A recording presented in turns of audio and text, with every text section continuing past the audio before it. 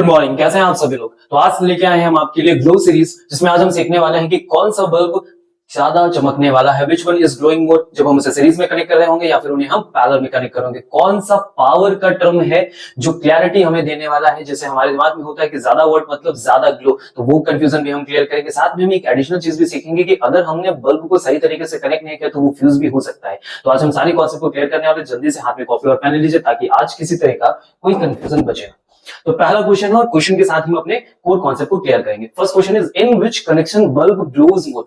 किस कनेक्शन को हम ऐड कर दें ताकि जो हमारे बल्ब्स लगे हुए हैं वो ज्यादा ग्लो करें। तो मैं आपको आंसर देना चाहूंगा, आंसर इज पैरेलल। जब भी हम कोई कनेक्शन पैरेलल में करेंगे, यानी जब ढेर सारे बल्ब्स को हम ऐड करेंगे किसमें, पैरेलल में, तो पैरेलल वाले जो हमारे बल्ब होंगे वो ज्यादा ग्लो करेंगे। ठीक है, इन द टर्म्स ऑफ जब हम सीरीज में जाएंगे तो ये क्या हो जाएंगे, लीस्ट ग्लो के टर्म में आ जाएंगे। ऐसा क्यों होता है, ये सबसे इंपॉर्टेंट बात है। तो जब हम पैरेलल में कनेक्शन करके देते हैं तो होता क्या है, जो हमने वोल्टेज की सप्लाई की है वो वोल्टेज की सप्लाई क्या होती है, सबको इक्वली मिल जाती है। आपने देखा होगा कि जब हम पैरेलल का कनेक्शन करते हैं तो ऐसे कंडीशन में वोल्टेज सबके लिए सेम होता है, यानी सारे बल्ब्स को सेम वोल्टेज मिलेगा। तो वोल्टेज सप्लाई सबके लिए इक्वल रहेगी तो फिर ग्लो का टर्म भी क्या होगा, ज्यादा होगा। जबकि हम सीरीज में जाते हैं तो सीरीज में आपने क्या देखा कि हमारा जो पोटेंशियल का टर्म है वो क्या होता है, जगह जगह पे चेंज होना शुरू हो जाता है। दैट मींस शेयरेबल है। ये क्या हो रहा है, जगह जगह पे शेयर होता जा रहा है, potential down down down consumed होता चला जा रहा है, तो बचा हुआ अगले को मिलता है। ऐसे कंडीशन में क्या होता है, यहाँ के जो रिजल्ट मिलने वाले हैं वो सीरीज में थोड़ा सा डिम हो जाएंगे, डाउन हो जाएंगे। क्या बात समझ गए। ओके, चलते हैं आगे की तरफ। तो हमारे पास यहाँ पे दो क्वेश्चन है, लिखा हुआ है विच वन ग्लो मोर। पहला कनेक्शन हमें सीरीज में दिया है और दूसरा कनेक्शन हमें किसमें दिया गया है, पैरेलल में दिया गया है। तो पहले हम बात को अच्छे से क्लियर कर लेते हैं कि कौन सा टर्म हम कब और कहां पे यूज करने वाले हैं। ठीक है, गेट इट। ओके, तो ध्यान से समझना, एक टर्म हमारे लिए पैरेलल का होने वाला है और दूसरा टर्म हमारे लिए कौन सा होने वाला है, सीरीज का होने वाला है। अब इस बात को दिमाग में रखने के लिए, हमेशा याद करने के लिए, ताकि कभी कोई गलती ना हो। मतलब अगर फॉर्मूले बेस जाएंगे तो मे भी हो सकता है कभी कंफ्यूजन हो जाए, लेकिन अगर हम इस बात को थोड़ा रिलेटेबल करते हैं तो कभी गलती नहीं होगी। ध्यान से समझना, आप अपने घर में हो और अगर मैंने आपसे कहा कि आपके घर में एक बल्ब लगा हुआ है जिसकी वजह से आपको पढ़ने में थोड़ी प्रॉब्लम हो रही है और मैं चाहता हूं कि मुझे थोड़ी सी ज्यादा लाइट मिले, इफिशियंसी ज्यादा मिले, तो ऐसे कंडीशन में आप क्या करोगे, आप जाओगे मार्केट और वहां से ज्यादा वॉट का बल्ब लेके आओगे। ऐसा ही करेंगे। फॉर एग्जांपल हमारे घर में 10 वॉट का बल्ब लगा है और हमें ज्यादा ग्लो चाहिए, तो आप क्या करोगे, इसे 15 वॉट में कन्वर्ट करोगे। अगर 15 भी कम हो गया तो 20 में, 20 भी कम हो गया तो 30 में, 30 भी कम हो गया तो 50 वॉट में। यानी आप क्या कर रहे हो, आप कंटिन्यूअस वॉट की वैल्यू इंक्रीज करते चले जा रहे हो, पावर की वैल्यू इंक्रीज कर रहे हो। क्या बात समझ है। और हमारे घर का जो कनेक्शन होता है वो किसमें होता है, सारे कनेक्शन किसमें लगे होते हैं, पैरेलल में लगे होते हैं। इसका मतलब जब भी बल्ब्स हमारे पैरेलल में कनेक्ट होंगे तो वो बल्ब ज्यादा ग्लो करेगा, जिसकी पावर रेटिंग क्या होने वाली है, ज्यादा होने वाली है। यही तो हम करते हैं घर में। अगर हमें ज्यादा लाइट चाहिए होती तो हम क्या करते हैं, ज्यादा पावर का बल्ब लगा देते हैं। इसका मतलब क्या करना है, जब भी कभी भी कहीं पैरेलल मिल जाए तो आप सीधे क्या करना, जिसके पास पावर क्या हो, ज्यादा हो, वही क्या करेगा, ज्यादा ग्लो करेगा। और जैसे सीरीज में जाओगे तो कहानी जस्ट क्या कर देना है, अपोजिट कर देना है। तो यहाँ क्या होनी चाहिए, पावर लेस होनी चाहिए। जिसकी पावर थोड़ी कम होगी वो ज्यादा ग्लो करेगा, यानी कहानी जस्ट अपोजिट। तो एक ही चीज याद रखनी है, अपने घर का कनेक्शन किसमें, पैरेलल में, और जब पैरेलल का कनेक्शन करते हैं तो जिसकी पावर ज्यादा होती है वही ज्यादा क्या करता है, ग्लो करता है। Okay, that's good. अब एक और इंपॉर्टेंट की कॉन्सेप्ट, एक मैंने आपको सिखा दिया, एक और की कॉन्सेप्ट सीख लेते हैं और इसके बाद फिर जल्दी से क्वेश्चंस पे जंप कर जाएंगे। और सिर्फ यही दो सर्किट सॉल्व करेंगे और कहानी खत्म, सारी कंफ्यूजन खत्म। देखो क्या है, हमारे पास जो फॉर्मूले के टर्म्स होते हैं वो क्या होते हैं, तो उनमें जाने से पहले एक बहुत इंपॉर्टेंट बात है वो हम समझते हैं, और ये क्या है, पावर रेटिंग।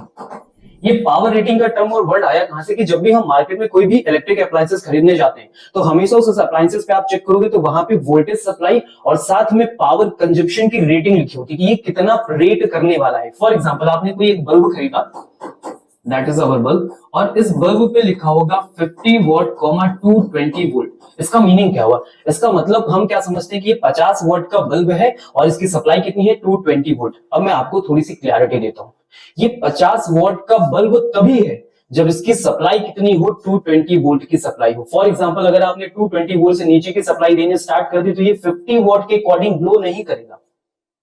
क्या बात समझ में आ रही है। हमारे घर में क्या होता है, कभी कभी लाइट डिम होनी शुरू हो जाती है तो आप क्या कहते हैं, वोल्टेज सप्लाई डाउन है। वोल्टेज सप्लाई डाउन होने का मतलब 220 से रिजल्ट नीचे आ गया है। ऐसी कंडीशन में हमारे जो बल्ब है वो क्या हो रहे हैं, डिम हो रहे हैं। क्या बात समझ में आ रही है। तो 50 वोट हमेशा 50 वोट की तरह काम नहीं करेगा, ये तभी काम करेगा जब इसको दी गई रेटिंग की सप्लाई उसके इक्वल हो। अगर 220 से नीचे गिरे तो ये अपना जो पावर कंजम्पशन है वो डाउन कर देगा। और अगर हम 220 वोल्ट से ज्यादा की सप्लाई देंगे तो ऐसी कंडीशन में ये फ्यूज भी हो जाएगा। क्या बात सबको समझ में आई? तो that is the important power rating. तो इस पावर रेटिंग से हमें क्या कंफर्म होने वाला है वो भी समझ लेते हैं। तो हमारे पास पावर का फॉर्मूला होता है V स्क्वायर अपॉन R। अगर मैं R का टर्म इधर लेके आऊं तो मुझे मिलेगा V स्क्वायर अपॉन P।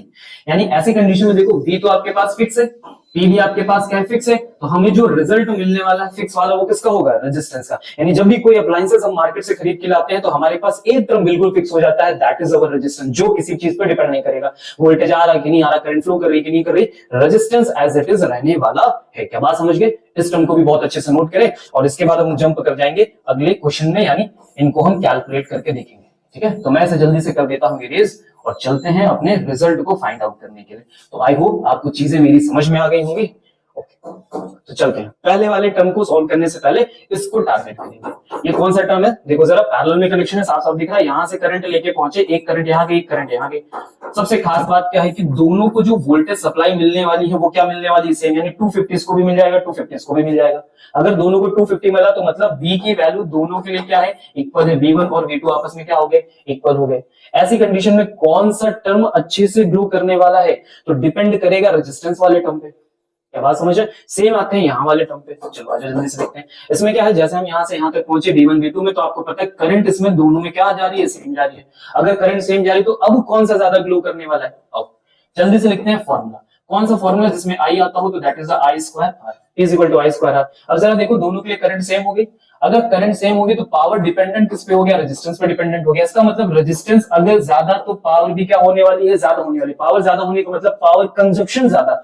जो बल्ब ज्यादा रेजिस्टेंस लेकर बैठेगा वो ज्यादा पावर कंज्यूम करेगा, जो ज्यादा पावर कंज्यूम करेगा वही ज्यादा ग्लो करेगा। तो ध्यान से देखते हैं, हमारे पास ये रिजल्ट दिए हुए हैं। चलते हैं चेक करते हैं आर की वैल्यू किसके लिए ज्यादा है। तो पहले वाले टर्म के लिए फॉर्मूला लिखेंगे तो क्या बनेगा, V स्क्वायर अपॉन P। तो V स्क्वायर का मतलब हो गया 220 इंटू 220 अपॉन में कितना आ गया 50। दूसरे वाले के लिए फॉर्मूला लिखिए तो 220 इंटू 220 डिवाइडेड बाय 60। जरा देखो डिनोमिनेटर किसका कम है, इस टर्म का डिनोमिनेटर थोड़ा कम है, इस डिनोमिनेटर का टर्म का क्या है, ज्यादा। यानी इसकी वैल्यू अगर ज्यादा है तो यहाँ से रेजिस्टेंस क्या कर जाएगा, इसका ड्रॉप कर जाएगा। और इस कंडीशन में देखो इसके लिए रेजिस्टेंस क्या है, इंक्रीज कर जाएगा। यानी 50 वॉट वाला क्या कर रहा है, ज्यादा रेजिस्टेंस कैरी कर रहा है as a comparison of 60 watt. तो अगर इसका रेजिस्टेंस ज्यादा तो ग्लो भी क्या करेगा, ज्यादा करेगा। यानी सीरीज में जो कम वोल्टेज वाले होते हैं, लो पावर जो लेकर बैठते हैं, वो ज्यादा क्या करते हैं, ग्लो करते हैं। ये बात हम पहले भी पढ़ चुके हैं और अभी हमने क्या कर दिया, सामने से कैलकुलेट कर दिया। मतलब कोई कैलकुलेशन नहीं करना, बस ऐसे चेक कर लेना है। जो रेजिस्टेंस ज्यादा लेके बैठेगा वो तुरंत क्या कर जाएगा। तो आपको अगली बार कैलकुलेट भी नहीं करना, बस यहां से देखना है कि 50 क्यों है, 60 क्यों है। हम चाहे तो उसे याद भी कर सकते थे, लेकिन जब क्लैरिटी हो जाती है तो गलत नहीं होता। क्या बात समझ गए, गेट इट। आज जल्दी से यहां तक भी पहुंच जाए। फिर V का टर्म तो दोनों के लिए ज्यादा है। फिर से चलते हैं फॉर्मूले में आओ तो P इक्वल टू क्या होता है, V स्क्वायर अपॉन R होता है। अब जरा ध्यान से देखो V स्क्वायर की जो वैल्यू है वो दोनों के लिए तो सेम होगी, तो V स्क्वायर से कोई काम ही नहीं करना। अब जरा P और R का रिलेशन देखो तो P और R का रिलेशन कैसा आ गया, इनवर्सली प्रोपोर्शनल आ गया। मतलब अब जिसका रेजिस्टेंस कम होगा वो ज्यादा पावर कंज्यूम करेगा और वो ज्यादा ग्लो करेगा। तो रेजिस्टेंस किसका ज्यादा आने वाला है। तो फिर से चलते हैं इसी फॉर्मूले में, क्या हो जाएगा इस फॉर्मूले, यहां लिखा होगा 250 इंटू 250 अपॉन 50 और यहाँ क्या लिखा होगा 250 इंटू 250 अपॉन 60। किसके लिए R की वैल्यू ज्यादा आने वाली है, तो R की वैल्यू जो ज्यादा आने वाली है वो किसके लिए होने वाली, 50 वॉट के लिए। अगर R की वैल्यू ज्यादा होगी तो पावर क्या करेगा, गिर जाएगा। इसका मतलब ज्यादा कौन ग्लो करने वाला, दैट इज द 60 वॉट। जब 60 रखो तो R की वैल्यू गिर जाएगी, जैसे R की वैल्यू डिक्रीज करेगी पावर क्या करेगा, इंक्रीज कर जाएगा। विच वन इज ग्लो मोर, तो 60 वॉट इज ग्लो मोर। और यहाँ पे कौन सा ग्लो मोर, तो बहुत बेसिक सा तरीका क्या था, एक चीज और ऐड करते हैं। हमने कहा यहाँ पावर ज्यादा तो पैरेलल में ज्यादा चमकेगा। दूसरी बात आप ऐसे भी याद कर सकते हो, लेस रेजिस्टेंस। और यहां कैसे याद कर सकते हो, मोर रेजिस्टेंस। क्या बात समझ में आ गई। इतना ही है कोर कॉन्सेप्ट और कुछ है ही नहीं, बस सिंपल सी बात है।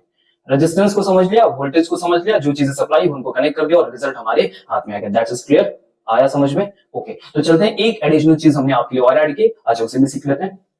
इसको हम जल्दी से क्या कर लेते हैं, चेंज कर लेते हैं। हमने जल्दी चेंज कर लिया। एंड लास्ट पूछा which one it get fused, ऐसा कौन सा बल्ब होगा जो फ्यूज कर जाएगा। बहुत सिंपल सी कहानी, चलो और जल्दी समझते हैं। देखो 50 वॉट 60 वॉट 100 100, अगर दोनों का रेजिस्टेंस आपस में इक्वल हो तो हम पोटेंशियल भी कैसे सप्लाई कर देंगे, बराबर बराबर। अभी देखो क्या होने वाला है, फॉर्मूला समझते हैं। पावर का फॉर्मूला क्या होता है, V स्क्वायर अपॉन R।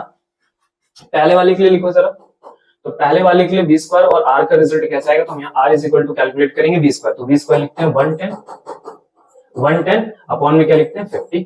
इस वाले के लिए लिखो 110 110 और अपॉन में कितना लिखो 60 लिखो, ठीक है। तो दो रेजिस्टेंस हमारे पास आ गए, एक 60 वाला हो गया और एक 50 वाला हो गया। आपके अकॉर्डिंग रिजल्ट किसका ज्यादा होगा, 50 का या 60 का? तो 50 का ज्यादा होगा, 50 का रेजिस्टेंस ज्यादा हो गया, ओके वेरी सिंपल। अब जरा देखो V is equal to I into R एक नाम का फॉर्मूला होता है।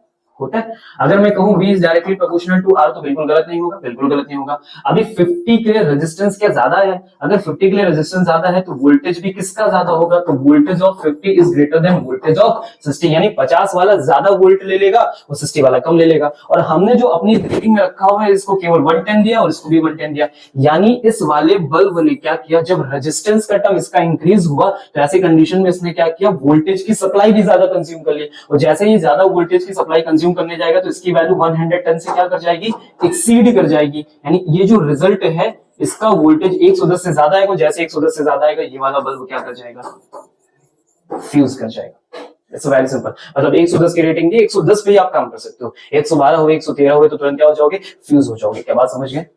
आई होप आपको आज ग्लो कॉन्सेप्ट पूरी तरह से क्लियर हो गया होगा, कौन ज्यादा चमकेगा कौन कम चमकेगा, वेरी सिंपल, अच्छे से क्लियर हो गया। अब यहाँ पे ये भी हम सीख गए कि कौन कब फ्यूज होता है। तो हमेशा याद रखना रेजिस्टेंस की कहानी को, कि घर का जो कनेक्शन है वो पैरेलल में, घर का कनेक्शन पैरेलल में, ज्यादा वर्क हम लगाते हैं तो ज्यादा ग्लो करता है। दैट इज द फाइनल की कॉन्सेप्ट, यही याद रहेगा। Thank you, I hope you get it best. तब तक खुश रहे, मस्त रहे, खाए पिए और सोए कम पढ़े ज्यादा। सी यू अगेन।